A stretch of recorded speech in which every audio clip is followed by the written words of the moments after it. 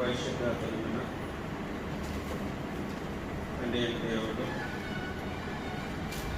నేను ఆరాధించటకు స్థుతించటకు గుణపరచటకు అనుగ్రహించినటువంటి ఈ యొక్క సమయమును బట్టి దేవునికి మొదటగా స్థుతి చెల్లించు. ఈ యొక్క సంఘంలో ఆయన ఆరాధించటకు కుటుంబంగా కొంతమంది ఇప్పుడు వచ్చినటువంటి మీకు నా వందనాలు తెలియజేస్తున్నాను. గతించినటువంటి ఆ 2 వారములలో పరిశుద్ధాత్మను మనం ఆరాధించినటువంటి వాక్య భాగము దైవభక్తి జీవితం యొక్క సంతృప్తి అనేటువంటి విషయం గురించి మనం ఆలోచన చేస్తున్నాం. దైవభక్తి చేయడం ద్వారా కలిగేటువంటి సంతృప్తిని క్రైస్తవుడిగా మనం ఏ విధముగా పొందుకోవాలి అనేటువంటి అంశాన్ని మనం పరిశీలన చేస్తున్నాం. సంతృప్తి అనేటువంటిది మానవుడికి చాలా అత్యవసరమైనటువంటి స్థితి. సంతృప్తి లేకుండా మానవుడు ఏ విధముగానూ కూడా జీవించలేడు. సంతృప్తి పొందాలి అనేటువంటి విషయాన్ని బైబిల్ గ్రంథం ద్వారా మనకు తెలియజేయబడుతుంది. ఇందులో సంతృప్తి పొందాలి అనేటువంటి విషయాన్ని మనం ఆలోచన చేస్తున్నప్పుడు అనేక రకములుగా అనేక మంది వారి సంతృప్తిని వెతుక్కోవడం అనేటువంటిది మనం చూస్తున్నాం. కానీ వీటిలో సంతృప్తి లేదు. కేవలము దైవభక్తి జీవించడంలోనే, ఆ దైవభక్తి చేయడంలోనే సంతృప్తి ఉన్నది అనేటువంటి విషయాన్ని మనం కొద్ది వారములుగా మనం ధ్యానం చేస్తున్నాం. ఇందులో క్రైస్తవుడిగా దైవభక్తి చేయడం వల్ల వచ్చేటువంటి లాభం ఏంటి, సంతృప్తి ఏంటి అనేటువంటి విషయాన్ని మనం ఆలోచన చేసుకుంటూ మొట్టమొదటిగా అపోస్తలుడైనటువంటి పౌలు తిమోతికి రాసినటువంటి పత్రికలో ఉండేటువంటి సారాంశమును మనం ధ్యానం చేస్తున్నాం. 4వ అధ్యాయము, మొదటి పత్రిక 4వ అధ్యాయము 6, 7, 8 వచనాలు చూస్తున్నప్పుడు శరీర సంబంధమైనటువంటి సాధకము కొంచెం మట్టికి ప్రయోజనకరము కాదు అవుతాను. దైవభక్తి ఇప్పటి జీవ విషయంలోనూ రాబో జీవ విషయంలోనూ అది ప్రయోజనకరమై ఉన్నది అనేటువంటి విషయాన్ని తెలియజేస్తున్నాను. అంటే శరీర సంబంధమైనటువంటి సాధకము అది తక్కువగా ప్రయోజనాన్ని ఇస్తుంది. అది తాత్కాలికమైనటువంటి ప్రయోజనాన్ని ఇస్తుంది. ప్రయోజనం ఉంటుంది కానీ అది తాత్కాలికమైనటువంటి ప్రయోజనం. శరీర సంబంధంగా సాధకం చేయొద్దని చెప్పట్లేదు. శరీర సంబంధంగా సాధకం చేయాలి, ఎక్సర్సైజ్ చేయాలి. శరీరము సరి అయినటువంటి రీతిలో ఉన్నప్పుడు దేవుని యొక్క వాక్యమును, దేవుని యొక్క నామమును మనము మరింతగా మహింపరిచేటువంటి అవకాశాన్ని తీసుకుంటాం. శరీరం సరి అయినటువంటి రీతిలో సహకరించలేనప్పుడు ఆత్మీయంగా మనం ముందుకు కొనసాగడానికి కొద్దిగా ఇబ్బంది పడతాం. కాబట్టి శరీర సంబంధమైనటువంటి సాధకము ప్రయోజనమే, కానీ అది కొంచెం మట్టే. కానీ దైవభక్తి అనగా ఆత్మ సంబంధమైనటువంటి సాధకము ఇప్పటి జీవం విషయంలోనూ రాబో జీవం విషయంలోనూ అది 2 రకాలుగా ప్రయోజనకరం ఉందని తెలియజేస్తాను. ఇక్కడ నీకు ప్రయోజనకరమే, రాబోయేటువంటి జీవితానికి కూడా అది నీకు ప్రయోజనాన్ని చేకూరుస్తుంది. ఏంటి ప్రయోజనము అనేటువంటి విషయాన్ని మొట్టమొదటిగా మనం ఆలోచన చేస్తున్నాం. దైవభక్తి చేయడం ద్వారా నీకు సంతృప్తి కలుగుతుంది, ఒక ప్రయోజనం ఉంటుంది. ఏంటి ప్రయోజనం అంటే యేసులో ఉండేటువంటి సమృద్ధిని ఒక వ్యక్తి అనుభవిస్తాడు. మొట్టమొదటిగా మనం ఆలోచన చేస్తున్నాం. ఏంటి ఆ సమృద్ధి? జీవం ఇస్తానని తెలియజేస్తున్నాడు. యోహాను సువార్త 10వ అధ్యాయం 10వ వచనంలో గొర్రెలకు జీవం ఇష్టకును అది సమృద్ధిగా ఇష్టకును నేను వచ్చిందని తెలియజేస్తాను. అంటే ఎప్పుడైతే ఒక వ్యక్తి దైవభక్తి చేస్తున్నాడో ఆ దైవభక్తి చేస్తున్నటువంటి వ్యక్తి ఏం తెలుసుకుంటాడంటే నేను సమృద్ధికరమైనటువంటి జీవమును నేను కలిగి ఉన్నాను అనేటువంటి విషయాన్ని తెలియజేస్తాను.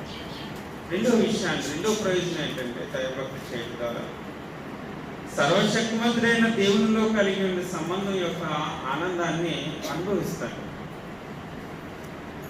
నేను ఈ భూలోకంలో ఉండటం వల్ల నాకు ఆనందం లేదు, కానీ సర్వశక్తిమంతుడు అయినటువంటి దేవుడిలో నాకు ఆనందం ఉన్నది అనేటువంటి విషయాన్ని ఒక వ్యక్తి గ్రహించుకుంటాడు దైవభక్తి చేయడం ద్వారా. ఇది ప్రయోజనం. మూడో విషయాన్ని మనం ఆలోచన చేస్తున్నాం. యేసులో ఉండే జీవితము అది ఆనందకరంగా ఉంటుంది. ఆ ఆనందం మీద నేను దృష్టి ఉంచాలనేటువంటి విషయాన్ని ఆలోచన చేస్తాను. ఇప్పుడు జీవ విషయంలో, ఇప్పుడు ఆలోచన విషయంలో మనం ఉంటూ రాబోయేటువంటి భవిష్యత్ కాలంలో ఉండేటువంటి నిత్య జీవమును మనం వదులుకున్నట్లయితే దానివల్ల ప్రయోజనం లేదు. ఎప్పుడైతే ఒక వ్యక్తి దైవభక్తి చేస్తున్నాడో, ఎప్పుడైతే ఒక వ్యక్తి ఆత్మ సంబంధమైనటువంటి సాధకము తనకు తానుగా చేసుకుంటున్నాడో, దేని మీద దృష్టి ఉంచుతాడంటే రాబోయేటువంటి కాలంలో, భవిష్యత్తు కాలంలో యేసుక్రీస్తు ప్రభువారు నాకు ఉంచినటువంటి ఆ ఉన్నతమైనటువంటి ఆ స్వాస్థ్యము కొరకు ఎదురు చూస్తాడు. దైవభక్తి చేసేటువంటి వారి యొక్క ఉన్నతమైనటువంటి అంశం ఇది, ప్రయోజనం, ప్రాఫిట్ అని అంటున్నాడు. ప్రాఫిట్ తెలుసుకోవాలి. ఎందుకు నేను దైవభక్తి చేయాలి, దైవభక్తి చేయడం ద్వారా నాకు ఉండేటువంటి ప్రయోజనం ఏంటి? నాకు సమృద్ధిని ఉంటుంది. సర్వశక్తిమంతుడైన దేవుడు నా పక్షం నుండి ఉన్నాడు కాబట్టి నాకు ఆనందం ఉంటుంది.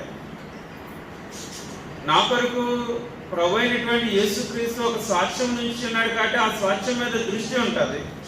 నాలుగోది మనం చూస్తున్నాం, ఒక నిజాన్ని తెలుసుకుంటాడు. ఏంటంటే దేవుడు లేకుండా నేనేం చేయలేను.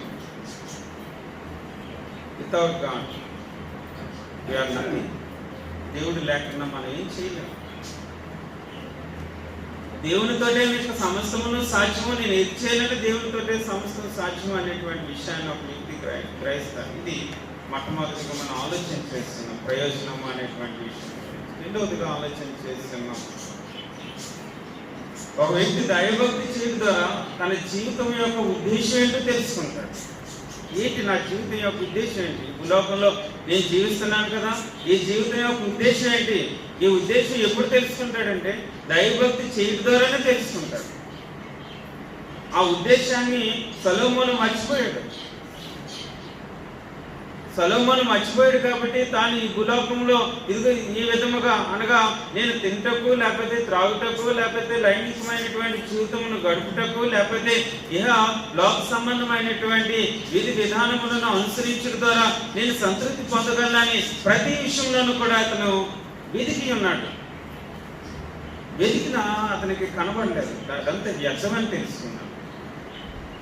వ్యర్థమని తెలుసుకొని చివరికి ఎక్కడికి వచ్చి ఉన్నాడంటే కేవలము ఆ దైవభక్తి చేయడం ద్వారానే నా జీవితము యొక్క ఉద్దేశాన్ని నేను తెలుసుకోగలను అనేటువంటి విషయాన్ని, ప్రసంగి గ్రంథాన్ని మనం ఆలోచన చేస్తున్నప్పుడు, 12 అధ్యాయాలు ఆలోచన చేస్తున్నప్పుడు అందులో మనకు కనబడుతుంది అనేకమైన విషయాలు. మొదటి అధ్యాయం నుంచి 2వ అధ్యాయం వరకు చూస్తున్నప్పుడు సమస్తం వ్యర్థం అన్నాడు.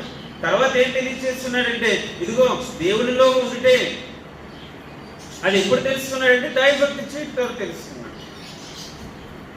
తన యొక్క ఉద్దేశాన్ని మర్చిపోయి ఈ లోకంలో ఉండేటువంటి ఆ ప్రతిదాన్ని కూడా అనుభవించడం వల్ల సంతృప్తి పొందగలను అనేటువంటి విషయంతో అతడు ముందుకు కొనసాగిన, దానివల్ల సంతృప్తి పొందగా ఆ సమస్తం వ్యర్థమని తెలుసుకొని తర్వాత ఇదంతా విన్న తర్వాత తెలియని ఫలితార్థం ఇదే అని తెలియజేస్తాను. అదేంటంటే దేవుని యొక్క భయభక్తులు కలిగి దైవభక్తి చేయడం, ఆయన కట్టడలను అనుసరించడం, దైవభక్తి చేయడం. ఆ దేవుని యొక్క భయభక్తిని కలిగింది కట్టడలను అనుసరిస్తే మానవ కోటికి విధి, ఇది మనకు విధి. దేవుడు నన్ను ఎందుకు సృజించున్నాడు, ఆ సృజించేటువంటి విధానమును, సృజించినటువంటి ఆ గొప్ప స్థితిని మానవుడు ఎప్పుడు తెలుసుకుంటాడంటే దైవభక్తిని చేయడం ద్వారానే. ఆ దైవభక్తిని చేసి ఉన్నప్పుడు నెంబర్ 1 ఏం తెలుసుకుంటాడంటే దేవుడు నన్ను ఎందుకు సృజించున్నాడంటే తను మయంపరచడానికి, తను గణపరచడానికి.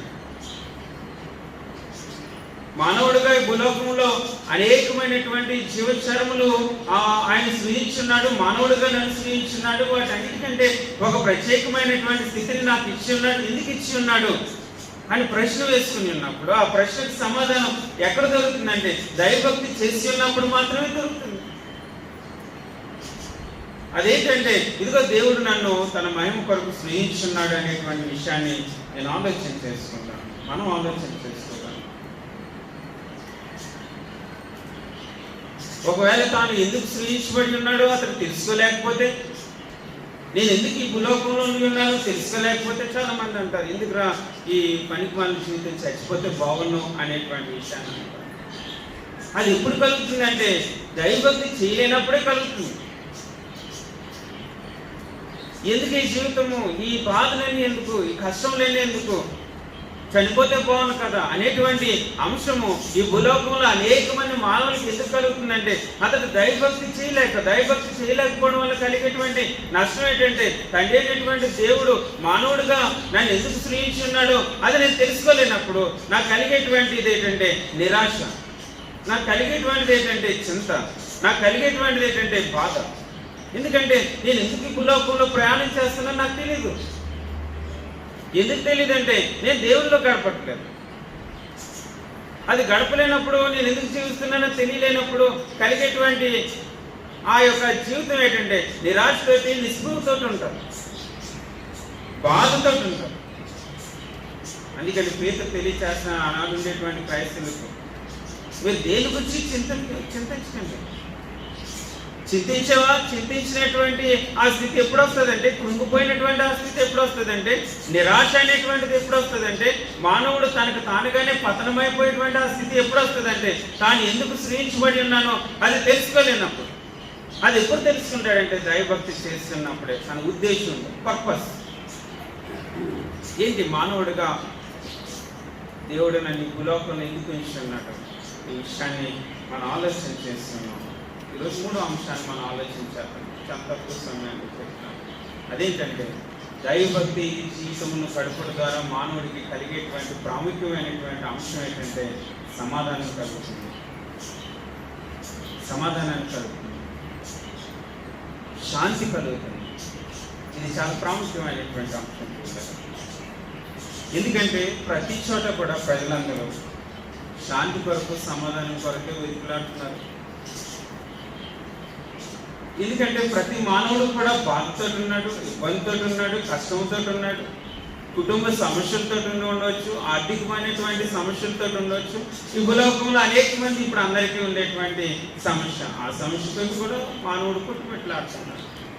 దాని నుంచి ఎలా తప్పించుకోవాలి, దాని నుంచి ఎలా విడుదల పొందాలి, ఈ బాధ నుంచి, కష్టం నుంచి, లేకపోతే ఈ కుటుంబ సమస్యల నుంచి, ఆర్థికపరమైనటువంటి సమస్యల నుంచి, లేకపోతే నాకున్నటువంటి అనేకమైనటువంటి ఇరుగు పొరుగు వారు ఉన్నటువంటి సమస్యల నుంచి నేను ఎలా తప్పించుకోవాలి అనేటువంటి విషయాన్ని ప్రతి మానవుడు కూడా ఆలోచన చేస్తుంటాడు. దేని కొరకు వెతుకులాడుతున్నాడంటే శాంతి కొరకు, సమాధానం కొరకు వెతుకులాడుతున్నాడు. ఇందులో క్రైస్తవుడు కూడా బాధపడుతున్నాడు. క్రైస్తవుడికి బాధలు ఉండవు అనేటువంటి విషయం ఏం ప్రత్యేకంగా చెప్పనవసరం లేదు. ఇక యేసుక్రీస్తు ప్రభువు అపోస్తలులకు తెలియచేస్తున్నాడు. 16వ అధ్యాయం 33వ వచనంలో అపోస్తలులకు తెలియచేస్తున్నాడు. అపోస్తలులకు తెలియచేస్తున్నాడు. ఏం తెలియచేస్తున్నాడంటే 16వ అధ్యాయం 33వ వచనంలో, నా యందు మీకు సమాధానం కలిగినట్టు ఈ మాటలు మీతో చెప్తున్నాను. నా యందు మీకు సమాధానం కలిగినట్టు ఈ మాటలు మీతో చెప్తున్నాను. సమాధానం కలుగుతున్నప్పుడు ఈ మాటలు చెప్తున్నాడు. సమాధానం ఏంటంటే సంతోషంగా ఉండు, ఆనందంగా ఉండు. ఈ మాటలు చెప్తున్నాడు. ఏం చెప్తున్నాడు? ఇందులో క్రైస్తవుడేం మినహాయింపు కాదు. ఈ భూలోకంలో అందరూ ఎలా బాధపడుతున్నాడో క్రైస్తవుడు కూడా అలా బాధను అనిపిస్తాడని తెలియచేస్తున్నాడు. ఈ భూలోకంలో అందరూ ఎలాగైతే ఇబ్బంది పడుతున్నాడో క్రైస్తవుడుగా నేను కూడా అలాగే ఇబ్బంది పడతా అనేటువంటి విషయాన్ని తెలియచేస్తున్నాడు. అదేంటి ఒకటి చెప్తున్నాడు, లోకంలో మీకు క్షేమ కలుగు. మొట్టమొదట ఉన్నటువంటి ఆ లైన్కి తర్వాత వచ్చినటువంటి ఆ లైన్కి మనం ఆలోచన చేస్తున్నప్పుడు మీకు సమాధానం కలిగినట్లు ఈ మాటలు చెప్తానని అంటున్నాడు యేసుక్రీస్తు ప్రభువారు అక్కడ ఉండేటువంటి శిష్యులతో. సమాధానం కలగాలంటే మీకు తర్వాత చెప్తున్నాడు, మీకు లోకంలో శ్రమ కలుగును, అయినను ధైర్యం తెచ్చుకోండి. లోకంలో శ్రమ కలగదని చెప్పట్లేదు, శ్రమ కలుగుతుంది. శ్రమ కలిగిన ఏం తెచ్చుకోవాలంటే ధైర్యం తెచ్చుకోండి. ధైర్యం తెచ్చుకున్నప్పుడు నేను మీకు ఏమిస్తానంటే సమాధానమును ఇస్తాను. క్రైస్తవుడిగా చాలా జాగ్రత్తగా చెప్పాడు. ఈ భూలోకంలో ఉండేటువంటి వారందరి గురించి పక్కన పెట్టండి. క్రైస్తవులుగా నాకు నేనుగా ఆలోచన చేసుకోవాలి, మనకు ఆలోచన చేసుకోవాలి. అదేంటంటే యేసుక్రీస్తు ప్రభువారు తన సిలువకు అప్పగింపబడే మునుపు అక్కడ ఉండేటువంటి అపోస్తలుతో అనగా శిష్యులతో తెలియచేస్తున్నారు. ఏం తెలియచేస్తున్నారంటే, మీకు సమాధానం కలిగినట్లు నేను మీకు ఈ మాటలు చెప్తున్నాను. లోకంలో మీకు శ్రమ కలిగిన ఆయనను ధైర్యం తెచ్చుకోండి, నేను లోకమును జయించి ఉన్నాను, నేను లోకాన్ని జయించి ఉన్నాను. క్రైస్తవుడు ఇందులో మినహాయింపు కాదు. ఎందుకంటే అందరూ ఎలాగైతే ఇబ్బంది పడుతున్నారు, అందరూ ఎలాగైతే బాధలు అనిపిస్తున్నారు, అందరూ ఎలాగైతే అనేకమైనటువంటి లోకంలో ఉండి ఉన్నాం కాబట్టి ఈ శరీర సంబంధమైనటువంటి వ్యాధులను అనారోగ్యమును ఎలాగైతే భరిస్తున్నారో అలాగే నేను భరించవలసినటువంటి అవసరం ఉందని తెలియజేస్తున్నాను. లోకంలో క్రైస్తవుడు బాధలను ఎదుర్కొనవలసి వస్తాడు. ఎందుకంటే ప్రతి మానవుడు కూడా మరణాన్ని ఎదుర్కోవాలి. నువ్వనే కాదు, నేను ఎదుర్కోవాలి. ఇప్పుడు ఈ గ్రంథకర్త 9వ అధ్యాయము 27వ వచనంలో తెలియజేస్తున్నాడు, మనుషులు ఒకసారి మృతి పొందవలనని నియమింపబడి మనం ఎదుర్కోవాలి. ఈ భూలోకంలో ఎంత సంతోషంగా గడిపినా, ఈ భూలోకంలో ఎంత బాధను అనిపించినా, ఈ భూలోకంలో ఎంతగా మనం జీవించినా, ఎంత లోతట్టు జీవించినా, ఒక హై స్టాండర్డ్స్ తోటి మనం జీవించినా, లేకపోతే ఒక కింద ఉండేటువంటి ఆ యొక్క స్థితిగతులతో మనం జీవించిన, చివరికి అందరం కూడా ఏం ఎదుర్కోవాలంటే మరణమును ఎదుర్కొనక తప్పదు. ఈ రోజు కాదు, లేకపోతే రేపు కాదు, లేకపోతే కొన్ని సంవత్సరాల తర్వాతైనా నేను చనిపోవలసినటువంటి అవసరం ఉంది. ఎందుకంటే మనం తప్పనిసరిగా రుచి చూడవలసినదే. దాన్ని తప్పించుకోలేనటువంటి మానవుడు ఎవడని కూడా లేదు. కానీ ఒకే ఒక జీవితం మనకి మినహాయింపునిస్తుంది. రాబోయేటువంటి ఈ జీవితం అనగా తండ్రి అయినటువంటి దేవుడు తన కుమారుడైనటువంటి యేసుక్రీస్తు ద్వారా మనకి ఏర్పాటు చేసినటువంటి ఆ సాక్ష్యం ఎంత గొప్ప మాటలు చెప్పినారంటే, యోహాను సువార్త 16వ అధ్యాయం 33వ వచనంలో మీకు సమాధానం కలిగినట్టు ఈ మాటలు చెప్తున్నాను, లోకంలో మీకు శ్రమ కలిగిన ఆయనను ధైర్యం తెచ్చుకోండి, నేను లోకంలో జయించున్నానని తెలియజేస్తున్నారు. భూలోకంలో ఉండేటువంటి మానవులందరూ కూడా మానేస్తారని తెలియజేస్తున్నారు. ఈ భూలోకంలో ఉన్నంతకాలం కూడా నీకు బాధ, ఇబ్బంది, కష్టము, ప్రయాసం అంటది అనేటువంటి విషయాన్ని కూడా అనేకమైనటువంటి విషయాలను తెలియజేస్తాను. కానీ ఒకే ఒక జీవితం వీటన్నిటికీ మినహాయింపిస్తుంది. అదేంటంటే రాబోయేటువంటి భవిష్యత్ జీవితం. భవిష్యత్ కాలంలో ఆ రాబోయేటువంటి జీవితం ఒకటే వీటన్నిటి నుంచి కూడా నాకు మినహాయింపిస్తుంది,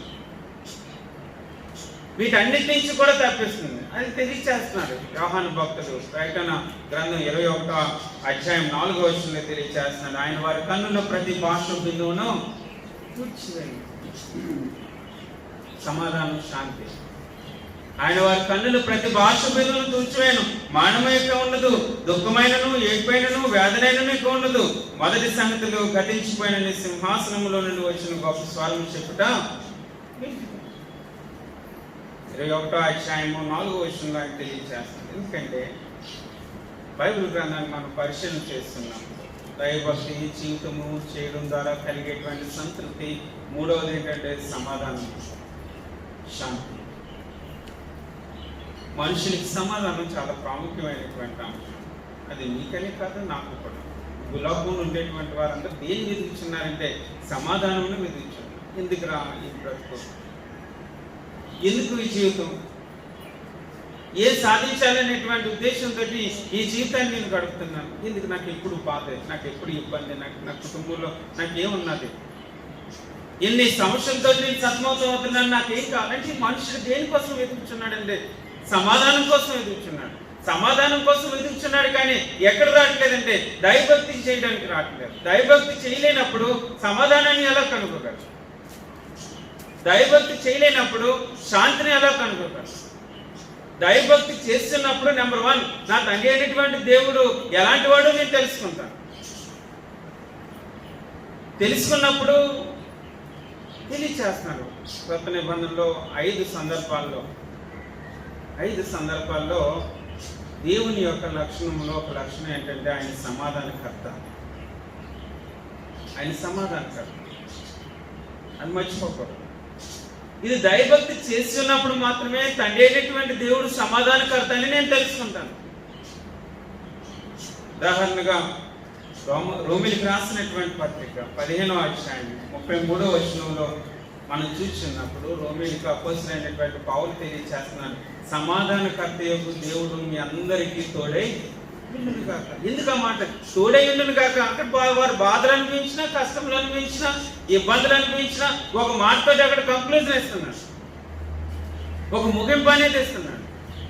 ఏంటి ఆ ముగింపు అంటే, మీరు అందరూ ఒక విషయాన్ని ఆలోచన చేసుకోండి, మీకు సమాధానకర్త యొక్క దేవుడు మీకు తోడుగా ఉన్నాడు. సర్వశక్తిమంతుడు అయినటువంటి ఆ దేవుడు, సర్వజ్ఞాని అయినటువంటి దేవుడు, సర్వాంతర్యమైనటువంటి దేవుడే.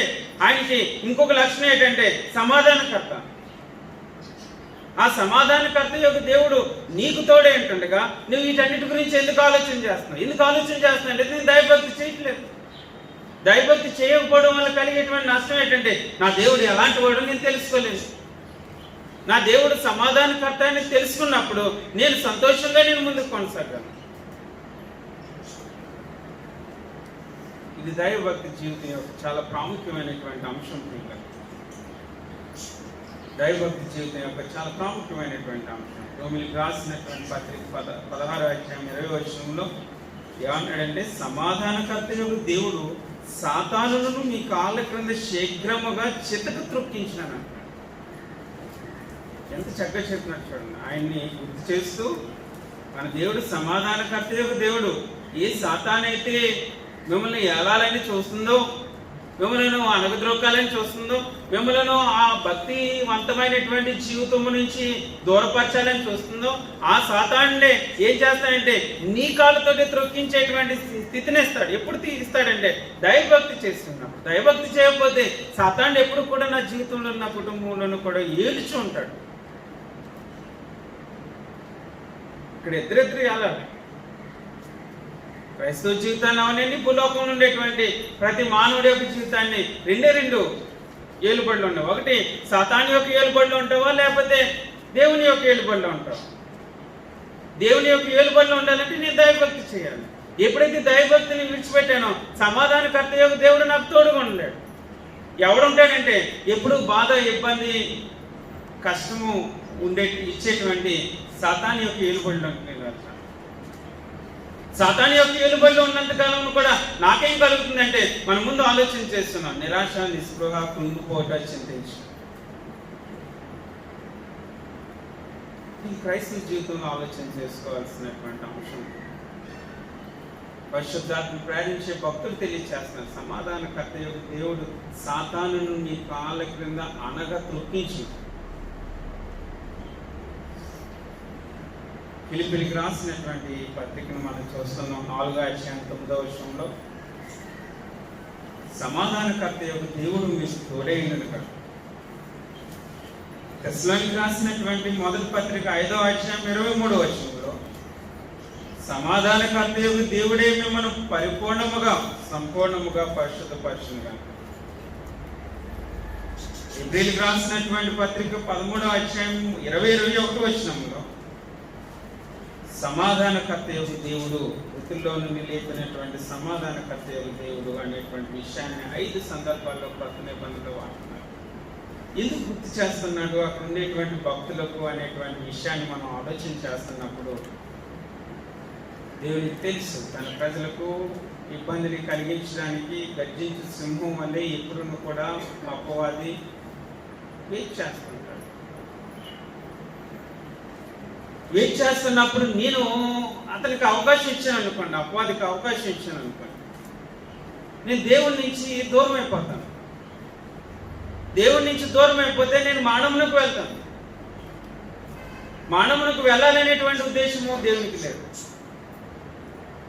ఇప్పుడు అపవాది పెట్టేటువంటి ఆ ఇబ్బంది నుంచి, కష్టం నుంచి, శ్రమ నుంచి, ఆ కృంగిపోవడం నుంచి, నిరాశ నుంచి నేను పైకి లేవాలంటే నేను దైవభక్తి చేయాలి. దైవభక్తి చేసినప్పుడు నేను ఏం నేర్చుకుంటానంటే నా దేవుడు సమాధానకర్త యొక్క దేవుడు అని తెలుసుకుంటాను. సమాధానకర్త యొక్క దేవుడు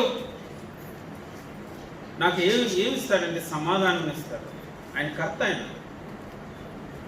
సమాధానం కర్త, సమాధానం ఇచ్చేటువంటి వాడే ఆయన. మనుషులందరూ కూడా సమాధానం కలిగి ఉండాలనేటువంటి ఆశించేటువంటి, ఎందుకంటే నా కుటుంబంలో వారికంటే నాకంటే కూడా నా గురించి ఎక్కువగా ఆలోచించేటువంటి వాడు. నా జీవితం గురించి ఎక్కువగా ఆలోచించినటువంటి వాడు, నాకు ఉన్నతమైనటువంటి ఒక భవిష్యత్తుని ఇవ్వాలనేటువంటి ఒక ప్రణాళిక వేసినటువంటి వాడు తండ్రి అయినటువంటి దేవుడు. ఆయన ఎలాంటి వాడు అంటే సమాధానకర్త. ఆయన మనకి ఏం వాగ్దానం చేస్తున్నాడంటే సమాధానమును వాగ్దానం చేస్తున్నాడు. దేవుడు సమాధానమును మనకి వాగ్దానం చేస్తున్నాడు, మర్చిపోతాడు. యోహాను సువార్త 14వ అధ్యాయము 27వ వచనంలో శాంతిని మీకు అనుగ్రహించి వెళ్తున్నాను అని అంటాడు. కింద ఫుట్నోట్లో చూస్తున్నప్పుడు సమాధానమును మీకు అనుగ్రహించి వెళ్తున్నాను. అది ఏ సమాధానం అంటే నా సమాధానమును మీకు అనుగ్రహించున్నాను. లోకం ఇచ్చినట్టుగా నేను మీకు అనుగ్రహించట్లేదు. మీ హృదయమును కలవరపడనీయకండి, వెరవనీయకండి. మీ హృదయమును కలవర చెందనీయకండి, మీ హృదయం వెరవనీయకండి, మీ హృదయం అధైర్యపరచుకోకండి, మీ హృదయం చింతించుకోకండి, మీ హృదయం నిరాశలో పెట్టుకోకండి, మీ హృదయం కృంగిపోనివ్వకండి. ఎందుకంటే నేను మీకు సమాధానం ఇచ్చున్నాను. లోకం ఇచ్చేటువంటి సమాధానం కాదు, సమాధానాన్ని ఇచ్చి వెళుచున్నాను. నేను శాంతిని ఇచ్చి వెళుచున్నాను. ఆ శాంతిని నువ్వు తెలుసుకోవాలి. నువ్వు మీ హృదయంలో ఏది చూడండి. ఇది క్రీస్తు అనుగ్రహించేటువంటి సమాధానము మీ హృదయంలో ఏం చేయమంటున్నాడు? ఏమన్నాడు? ఈ మాటలు మీరు దయచి ఆలోచన చేస్తారు. లోపల ప్రభు అయినటువంటి యేసుక్రీస్తు మనకు అనుగ్రహించినటువంటి సమాధానాన్ని ఏలనివ్వాలి. ఆ సమాధానాన్ని ఏలనిచ్చినప్పుడు మనకి చింతన ఉంది. అది ఏలనివ్వట్లేదు. ఎలాగ ఏలనివ్వట్లేదు అంటే నేను దైవభక్తి చేయట్లేదు. దైవభక్తి చేయకపోతే నాకు సమాధానం లేదు. సమాధానం అనేటువంటి నా హృదయంలో ఎప్పుడు ఏలుబడి చేస్తుందంటే ఒకే ఒక విషయం, దైవభక్తి చేస్తున్నప్పుడు మాత్రం ఇక్కడ తెలియచేస్తున్నాడు. క్రీస్తు అనుగ్రహించిన సమాధానం మీ హృదయంలో ఏలుచుండి నీరు ఇందుకొరకే మీరు ఒక్క శరీరముగా పిలువబడుతుంది. మరియు కృతజ్ఞులైనది, మరియు కృతజ్ఞులైనది. ఎంత గొప్పగా అపస్తుడైనటువంటి పౌలు తెలియచేస్తానంటే మన అందరం కూడా పిలుస్తాం. చిన్నపిల్లలకు కూడా చక్కగా మాటలు చెప్తారు. ఆత్మఫలము, ఆత్మఫలంలో ప్రేమ, సంతోషము, సమాధానం మంచి అన్నారు. గొప్పతనం చాలా గొప్పతనం. ఆత్మ సంబంధమైనటువంటి ఒక ఫలమును అక్కడ వివరిస్తూ అపోస్తలుడైనటువంటి పౌలు ఒక సహోదర ప్రేమను కలిగి ఉండడం ఎంత గొప్ప విషయమో, క్రీస్తునందు సంతోషించడం, ఆనందించడం ఎంత ప్రాముఖ్యమైనటువంటి విషయమో, సమాధానమును కూడా కలిగి ఉండడం అంతే ప్రాముఖ్యమైనటువంటి విషయం అని దాన్ని చేర్చున్నాడు. మర్చిపోతాడు. ఎందుకంటే బైబిల్ గ్రంథమును బట్టి సమాధానం గురించి ఆలోచన చేసిన 3 అంశాలు మనం ఆలోచన చేయగలం. ఎప్పుడైతే దేవునితో సమాధానం కలిగి ఉండగలమో, నెంబర్ 1, ఎప్పుడైతే దేవునితో సమాధానం కలిగి ఉండగలమో మనలో మనం సమాధానాన్ని కలిగి ఉండగలం. ఎప్పుడైతే మనలో మనం సమాధానం కలిగి ఉండగలమో ఇతరులతో మనం సమాధానాన్ని కలిగి ఉండగలం. ఇతరులతో ఎప్పుడు గొడవాడుతున్నా అంటే దానికి కారణం ఏంటంటే ఇతరులతో నాకు ఎప్పుడు కూడా సమాధానం లేదు అనేటువంటి దానికి గల కారణం ఏంటంటే నాలో సమాధానం లేదు, నాలో లోపం, నాలో సమాధానం లేదు అనేటువంటి విషయాన్ని నేను ఎప్పుడు గమనించగలంటే దేవునితో నాకు సమాధానం లేదు. అపోస్తలుడైన పౌలు తెలియచేస్తున్నాడు, మీ యొక్క లోపల అనగా మీ హృదయంలో సమాధానమును ఏలనివ్వండి. మన హృదయంలో సమాధానం వెళ్తే, మనలో సమాధానం ఉంటే ఇతరులతో మనకి ఎందుకు సమాధానం ఉండదు? ఇతరులతో మనకి ఎందుకు సఖ్యత ఉంటుంది? ఇది చాలా ప్రాముఖ్యమైనటువంటి విషయం. నిజమే, దేవునితో సమాధానం కలిగి ఉన్నప్పుడు నాలో నేను సమాధానాన్ని కలిగి ఉంటాను. నాలో నేను సమాధానమును కలిగి ఉన్నప్పుడు ఇతరులతో సమాధానం. ఇదే బైబిల్ గ్రంథం మనకి ప్రత్యేకంగా బోధిస్తుంది. ఇదే బైబిల్ గ్రంథం అంతా కూడా మనం ఆలోచన చేస్తే మానవుడి యొక్క జీవితాన్ని సింపుల్గా మనం చూస్తున్నప్పుడు దేవునితోటి మానవుడు సమాధానం కలిగి ఉన్నప్పుడు తనలో తాను సమాధానాన్ని కలిగి ఉంటాడు. దేని గురించి చింతించడు, దేని గురించి అధైర్యపడు, దేని గురించి కుణుకుపోడు, దేని గురించి నిరాశపడ్డు. ఎందుకంటే సమాధానకర్త యొక్క దేవుడు ఆయనలో వెలుచున్నాడు. సమాధానకర్త యొక్క దేవుడు ఆయనకు తోడే ఉన్నాడు. ఒక వ్యక్తి దైవభక్తి చేస్తున్నప్పుడు సమాధానకర్త యొక్క దేవుడు తనకు తోడే ఉన్నప్పుడు దేని గురించి చింతిస్తాడు? సమాధానం తన యొక్క హృదయంలో ఏర్చున్నప్పుడు దేని గురించి నిరాశపడతాడు. అది ఏల్తలేదంటే దానికి గల కారణం ఏంటంటే నేను దేవునితో సరి అయినటువంటి సమాధానమును కలిగి ఉండేటువంటి దైవభక్తిని చేయట్లేదు. దైవభక్తి చేయకపోవడం వల్ల ఈ ఫలితమును నేను అనుభవించలేకపోతున్నాను. దేవునితో సమాధానము, నాలో నాకు సమాధానం. నాకు సమాధానం లేనప్పుడు మీతో ఎప్పుడు గొడవ ఉంటారు. నా ఇరుగు పొరుగు వారితో ఎప్పుడు గొడవ ఉంటారు. నా పక్కన ఉండేటువంటి వారందరితో గొడవ ఉంటారు. సమాధానం ఉండదు. ఆలోచన చేసుకోవాల్సినటువంటి అంశం. సమాధానం గురించి ఆలోచన చేస్తున్నప్పుడు దానికి ముందుగా దేవుడితో సమాధానం నేను కలిగి ఉన్నానా లేదా అనేటువంటి విషయాన్ని కూడా మనం ఆలోచన చేసుకోవాలి. ఈ సమాధానమును తండ్రి అయినటువంటి దేవుడు తన కుమారుడైనటువంటి యేసుక్రీస్తు ద్వారా మనకు అనుగ్రహించున్నాడు. ఎందుకంటే మానవుడు దేవునితో సమాధానమును కోల్పోయాడు. ఒకప్పుడు అందరూ పాపము చేసి దేవుడు అనుగ్రహించినటువంటి మహిమను పొందలేకపోయారు. మానవుడు పాపం చేసి మానవుడికి వెళ్ళిపోతున్నాడు. మానవుడు దేవుని నుంచి దూరపరచబడ్డాడు. రోమీయులకు రాసినటువంటి పత్రిక 3వ అధ్యాయం 23వ వచనం చూసిన, 6వ అధ్యాయం 23వ వచనం చూసిన, యాలయనగా పాపం వల్ల వచ్చి జీతము మరణము, అయితే దేవుని కృపావరం మన ప్రభువైన అయిన క్రీస్తు యేసునందు మానవుడు మరణమునికి వెళ్ళిపోతున్నాడు. పాపం వల్ల దేవుడితో ఉండేటువంటి సహవాసాన్ని కోల్పోయి ఉన్నాడు. ఆయనతో ఉండేటువంటి సహవాసాన్ని కోల్పోయి ఉన్నాడు. అనేకమైనటువంటి మాటలు మనం ధ్యానించున్నాం. యెషయా గ్రంథం 59వ అధ్యాయం 1-2 వచనాలు చూసినప్పుడు, రక్షింపనేరకు ఉన్నట్లు యెహోవా హస్తము కుర్చీ కాలేదు, విననేరకు ఉన్నట్టు ఆయన చెవులు మందము కాలేదు. మీ దోషములు మీకును మీ దేవునికి అడ్డముగా వచ్చును, మీ పాపములు ఆయన ముఖమును మీకు మరుగుపరచును కనుక ఆయన ఆలకింపుకున్నాడు. ఆయనతో నాకు సరి అయినటువంటి సమాధానం లేదు. ఎందుకంటే నేను పాపం చేస్తున్నాను కాబట్టి. మనుషులందరూ కూడా పాపం చేసి దేవునితో సరి అయినటువంటి సమాధానాన్ని కలిగి లేదు కాబట్టి ఆలోచన చేసుకుని మనం ముందు 3 విషయాలు మన ఆలోచన. దేవునితో సమాధానం కలిగి ఉన్నప్పుడు నాలో నేను సమాధానాన్ని కలిగి ఉంటాను. నాలో నేను సమాధానాన్ని కలిగి ఉన్నప్పుడు ఇతరులతో సమాధానాన్ని కలిగి ఉంటాను. దేవునితో నేను సమాధానాన్ని నేను పొందుకోలేదు. ఎలా పొందుకోలేదంటే నేను పాపంలో ఉంచుకొని ఉన్నాను. ఒకప్పుడు ఆ పాపంలో ఉంచుకున్న ద్వారా దేవుని నుంచి నేను దూరపరచబడ్డాను. బైబిల్ గ్రంథం బోధించినది సమాధానం లేకుండా ఉన్నట్లయితే, దేవునితో సమాధానం లేకున్నట్లయితే మనం అందరం కూడా ఒకప్పుడు దేవునికి శత్రువులుగా ఉండి ఉన్నాం.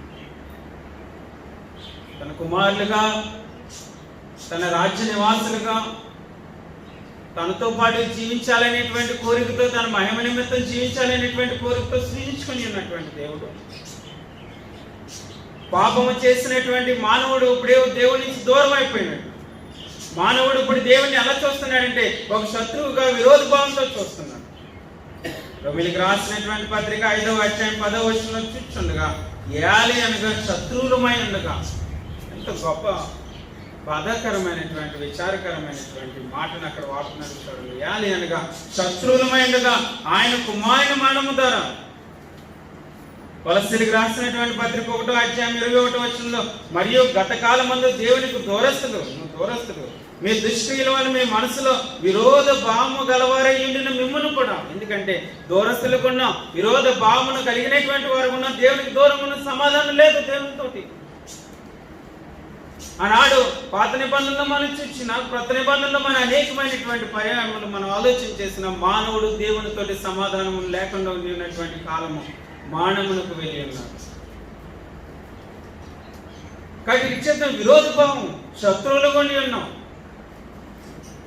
దూరస్తులు కొన్ని ఉన్నాం. యాకోబు రాసినటువంటి పత్రికలో 4వ అధ్యాయం 4వ వచనంలో ఏమని చెప్తున్నారంటే, వారిని వ్యభిచారిణులారా, ఈ లోక స్నేహము దేవునితో వైరమని మీరు ఎరిగినారు. కాబట్టి ఎవడు ఈ లోకముతో స్నేహం చేయకూడనో వాడు దేవునికి శత్రువు అవుతున్నాడు. దేవునికి శత్రువు. దేవుడు తన కుమారులుగా స్వీకరించుకోవాలనేటువంటి గొప్ప సంకల్పము. కానీ మానవుడు దాని నుంచి వేరుపరచబడ్డాడు, దూరపరచబడ్డాడు. దేవునితో సమాధానము సఖ్యత లేకపోవడం, ఎందుకంటే పాపములను ఉంచుకుని. కాబట్టి తండ్రి అయినటువంటి దేవుడే మానవుడు తన పాపములను తీసివేసుకోలేనటువంటి ఆ స్థితిలో కలిగి ఉన్నప్పుడు ఏం చేస్తున్నాడంటే తన కుమారుడైనటువంటి యేసుక్రీస్తునే మనందరి యొక్క పాపములకు ప్రాయశ్చిత్తముగా ఆయన అర్పించి ఉన్నాడు. మన పక్షముగా ఆయన అర్పింపబడి ఉన్నాడు. పాపం ఎరిగినటువంటి ఆయనను పాపముగా చేస్తున్నామని తెలియచేస్తున్నాడు. అపోస్తలుడైనటువంటి పౌలు కొరింథీయులకు రాసినటువంటి పత్రిక 2వ పత్రిక 5వ అధ్యాయం 21వ వచనంలో తెలియచేస్తున్నాడు. ఆయన పాపం చేయలేదు, కానీ నీ పాపమును నా పాపమును తీసివేయడానికి ఆయనను పాపముగా చేసి మన పాపమును ఎంతో ప్రాయశ్చిత్తము చేస్తున్నాడు. యోహాను రాసినటువంటి మొదటి పత్రిక 2వ అధ్యాయం 2వ వచనంలో ఆయనే మన పాపములకు శాంతికరమై ఉన్నాడు. మన పాపములకు మాత్రమే కాదు, సర్వలోకమునకు శాంతికరమై, నీకు నాకు మాత్రమే కాదు, సర్వలోకంలో ఉండేటువంటి ప్రతి మానవుడికి అత్యవసరమైనటువంటి ఒక నీడ్ ఏంటంటే, ఒక అవసరత ఏంటంటే, ఒక ప్రాముఖ్యమైనటువంటి అంశం ఏంటంటే దేవునితో సమాధానం కలిగి ఉందాం. దేవునితో సమాధానం కలిగి ఉండడానికి తన కుమారుడైనటువంటి యేసుక్రీస్తుని ఏం చేస్తున్నాడంటే ప్రాయశ్చిత్తముగా ఇచ్చున్నాడు. సర్వలోకమును కూడా శాంతికరముగా ఉండాలంటే ఒకే ఒక మార్గం, మానవుడు శాంతిని వెతుకుతున్నాడు, సమాధానాన్ని వెతుకుతున్నాడు. కానీ అసలైనటువంటి శాంతి, అసలైనటువంటి సమాధానం ఎక్కడుందో అనేటువంటి విషయాన్ని మర్చిపోతున్నాడు. అది ఎక్కడుందంటే యేసుక్రీస్తు.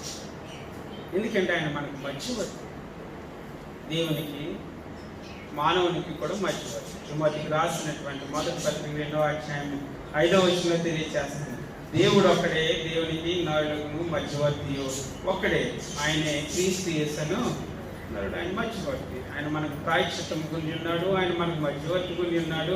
హెబ్రీయులకు రాసినటువంటి పత్రిక 7వ అధ్యాయం 25-26 వచనంలో తెలియజేస్తున్నాడు, ఆయన మన ప్రధాన యాజకుడు ఉన్నాడు.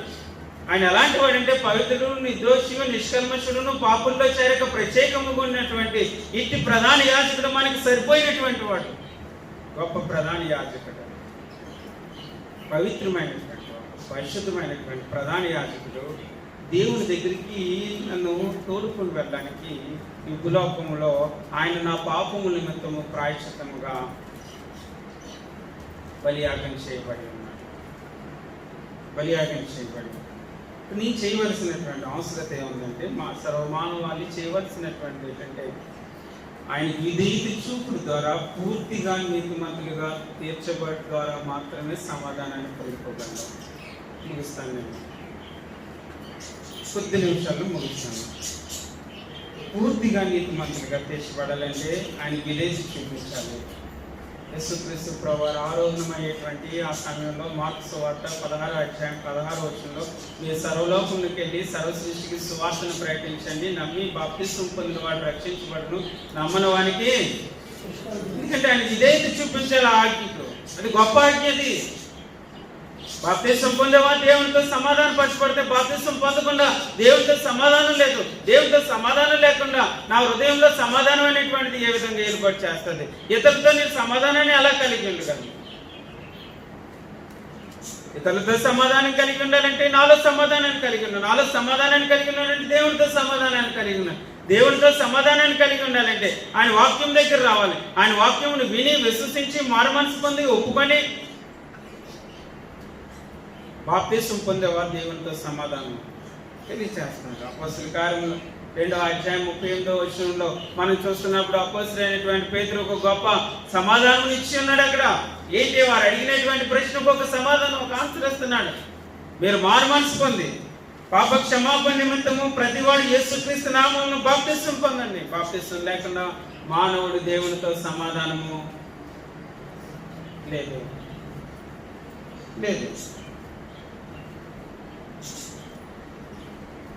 రోమిలికి రాసినటువంటి పత్రిక 5వ అధ్యాయం 1వ వచనంలో బాప్తిస్మం పొందుట ద్వారా చెప్తున్నారు, కాబట్టి విశ్వాస మూలమున మనం నీతిమంతులుగా తీర్చబడి మన ప్రభువైన యేసుక్రీస్తు ద్వారా దేవునితో సమాధానమును కలిగి ఉంది. మన ప్రభువైన యేసుక్రీస్తు ద్వారా దేవునితో సమాధానం కలిగి ఉంది. మర్చిపోతున్నారా? గొప్ప ఉన్నతమైనటువంటి అంశాన్ని తెలియచేస్తున్నాడు. ఒక్కసారి స్వార్థ విధి చూపిన ఎడల దేవునితో ఉండేటువంటి సమాధానాన్ని మనుషులు పొందుకోగలరు. ఒకే ఒక ఉదాహరణ నేను చూపిస్తాను. అదేంటంటే అనేకమైన మార్లు మనం ఆలోచన చేస్తున్నాం. క్రీస్తు సువార్తకు ఒక వ్యక్తి విధేయత చూపించాలి. రోమిలికి రాసినటువంటి పత్రిక 1వ అధ్యాయం 16వ వచనంలో చూసిన, రోమిలికి రాసినటువంటి పత్రిక 6వ అధ్యాయం 3 నుంచి 4 వచనాలు చూసిన. సువార్త మానవుడు రక్షించబడడానికి అది దేవుని యొక్క శక్తి. ఆ సువార్తకు మానవుడు విధేయత చూపించాలి బాప్తిస్మం ద్వారా. నపుంసకుడు, ఐథియోపియా వాడినటువంటి నపుంసకుడు గొప్ప పేరు ప్రఖ్యాతులు కలిగినటువంటి వాడై ఉండొచ్చు. కానీ అతనికి సంతోషం ఎప్పుడు కలిగిందంటే 8వ అధ్యాయము అపోస్తల కార్యములు 8వ అధ్యాయంలో మనం చూసినప్పుడు అతను తెలుసుకున్నాడు. 39వ వచనంలో, వారి నేల నుండి వెడలు వచ్చినప్పుడు ప్రభు ఆత్మ ఫిలిప్పును కొనిపోయాను. నపుంసకుడు సంతోషించు తన ప్రభును. తాను ఇప్పటి వరకు ఏం చదువుతున్నాడు కానీ ఏం చదువుతున్నాడు అర్థం కాలేదు. అతను అర్థం చేసుకుని ఉన్నాడు.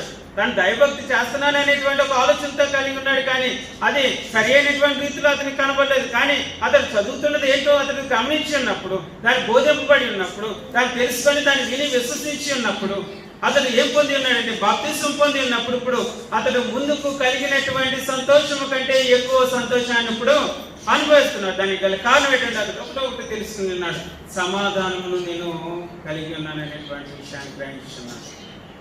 క్రీస్తును తెలుసుకున్న ద్వారా సమాధానం, క్రీస్తులో బాప్తిస్మం పొందుల ద్వారా సమాధానము, క్రీస్తు యొక్క రాజ్యమైనటువంటి సంఘములో చేరబడి ద్వారా సమాధానం. అది తెలుసుకున్నాడు నపుంసకుడు. తెలుసుకున్నాడు కాబట్టి తన జీవితాన్ని సంతోషంతో వెళ్ళి ఉన్నావు అనేటువంటి విషయాన్ని తెలియచేస్తాడు. సంతోషించున్నాడు, మర్చిపోదు. మనం చదువుకున్నటువంటి లేఖన భాగము ఫిలిప్పీలకు రాసినటువంటి పత్రిక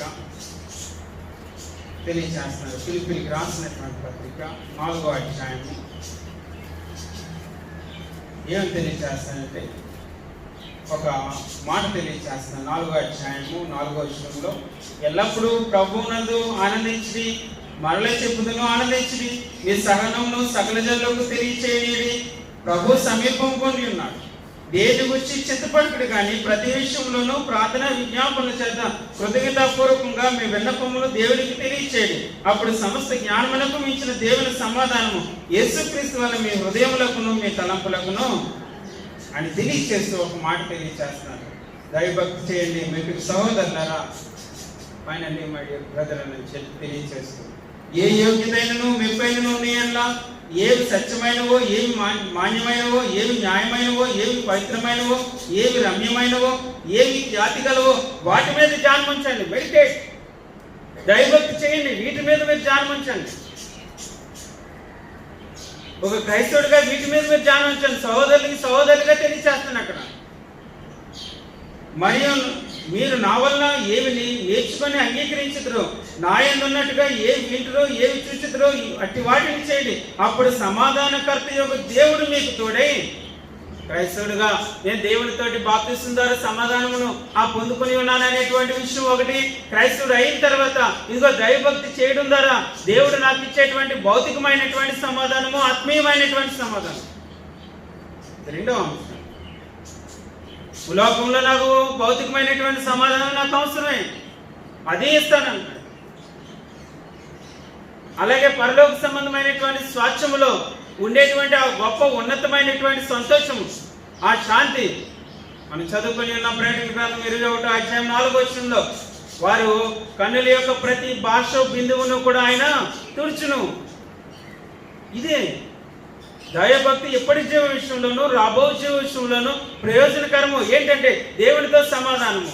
వాటి మీద ధ్యానముంచి ఉన్నప్పుడు దేవుడు నాకు నా హృదయంలో ఏల్చుని ఉన్నప్పుడు, సమాధానము నాకు అనుగ్రహించున్నప్పుడు నాకు ఇంకేంటి కొద్దువ, ఎందుకు నేను ఇంకా నిరాశ అంటున్నానంటే, ఎందుకు నేను ఇంకా బాధతో ఉన్నానంటే, ఎందుకు నేను ఇంకా దైవభక్తి చేయట్లేదు. దైవభక్తి చేయకపోవడం వల్ల కలిగేటువంటి నష్టం ఏంటంటే దేవుడు సమాధానకర్త మానవుడు తెలుసుకోలేకపోతున్నాడు.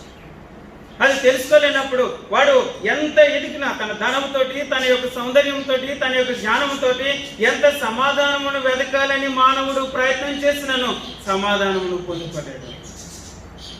సమాధానం పొందుకోవాలంటే ఒకే ఒక అంశం, అది దేవునితో సమాధానాన్ని పొందుకొని ఉన్నప్పుడు మాత్రమే దేవుడు నా హృదయంలో ఈలుబడి చేస్తాడు.